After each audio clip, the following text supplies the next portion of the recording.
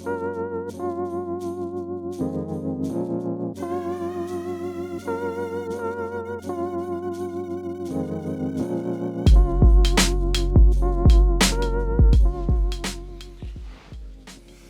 short films costs money.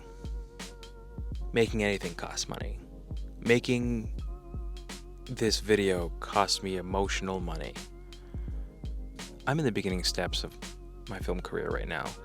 I don't really have a name for myself. Nobody really knows who I am. I'm not really making work that is paid or paid well.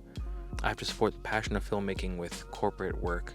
Ultimately, I'm trying to find ways to make this a sustainable living, of being a filmmaker for realsies.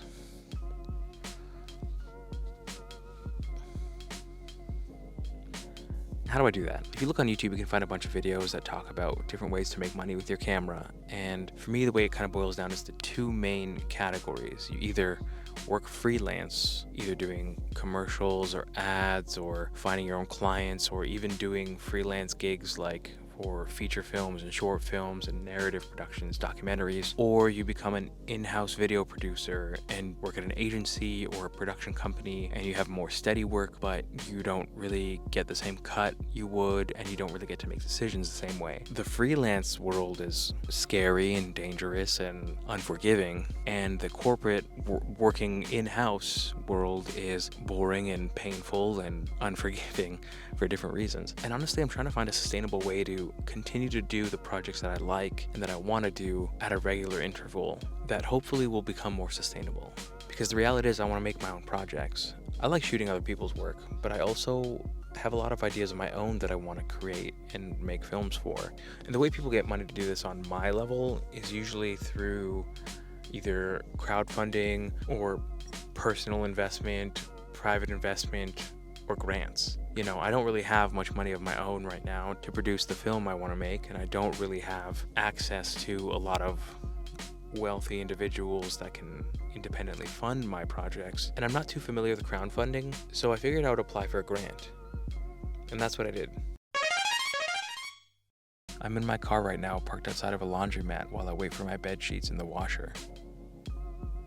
So I applied to a grant with the Canada Council of the Arts, and there are quite a few grants out there from government bodies, like specifically I live in Toronto, so the Toronto Arts Council, the Ontario Arts Council, or the Arts Council of Ontario, I don't remember which one it is, and the Canada Council of the Arts. And I actually know somebody who recently got the grant, and I know a few other people who applied for this grant, and if it goes through, that's going to be pretty fantastic. I just really wanted to have something like high quality come out of this project. I knew that I'm going to have to apply for a grant or find funding in some way. And you know what I didn't expect was that even though I had already created a pitch deck and had a basically finished script and a whole bunch of ideas of what I needed to make this film and who I wanted to ask to be in the film, and the process of actually putting together the grant made me realize there's a lot more information in the fine details that needs to be addressed, and I'm pretty sure I missed a few things, but I've learned so much more about a film that I thought I knew everything about and what it would take to make. And I think that's pretty amazing, considering that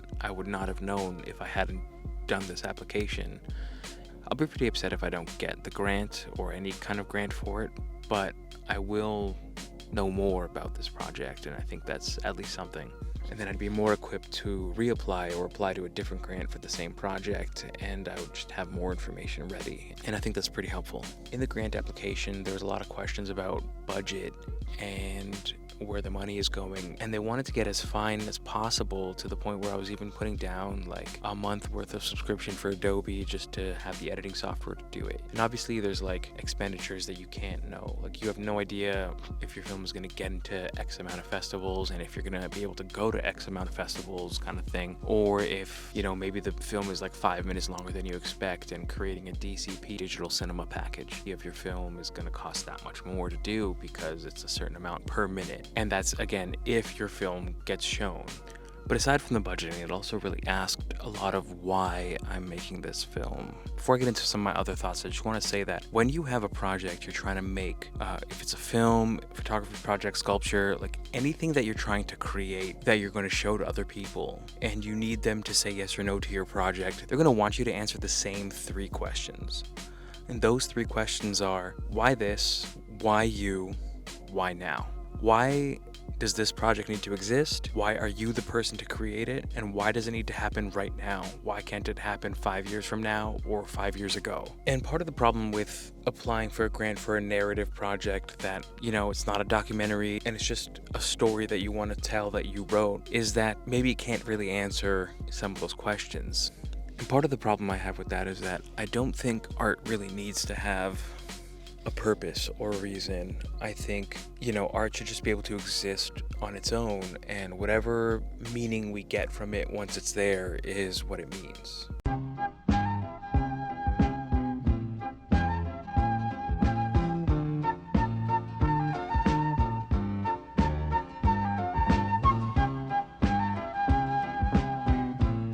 And I think if you're trying to make a film or any kind of project, writing a grant is a great way to understand what people want to know before they can give you money. Even if I don't get this grant, I have a much deeper understanding of my own project. I can take the things I learned and go to private investors or go to other grants. And while I don't think applying for grants regularly is a sustainable way to keep making short films, I do want to find a way to have consistent funding for these types of projects, for these smaller bits of reality that, might not take as long as a film to watch, but that can still impact you very deeply and leave you with a feeling that you didn't have before. Also, I'm planning to release my latest short film that I filmed in December 2022 on YouTube, so you can all watch it.